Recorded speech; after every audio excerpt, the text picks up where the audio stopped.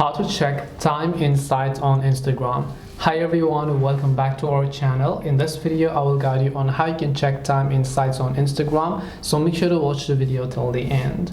There are two types of time insights that you could be talking about, so I'm going to show you both of these processes.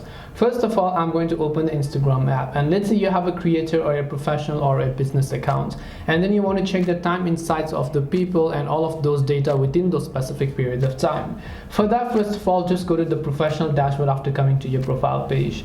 Once you come to the professional dashboard page, you'll be able to see all these sorts of options where you can just select the see all button over here to see all of your account insights.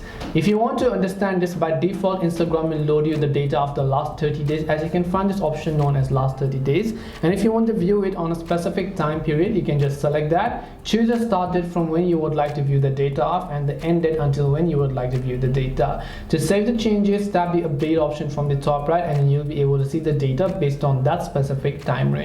This is one of the first things that you could be possibly talking about. The other time insights Instagram is that maybe you're talking about the amount of time that you've spent on Instagram. Well, to view that as well, you can just tap the three lines option from the top right, go to the option known as your activity. When you go to your activity, over here you'll find this option known as time spent. You can tap on time spent, and then here you'll be able to see the amount of time that you've spent on Instagram so far. This way you can check the time insights on Instagram. Hope this video helped you guys. If it did help you, make sure to leave a like and subscribe to the channel. If you have got any more questions, then feel free to leave them down below. Thank you very much for watching, and see you soon in the next video.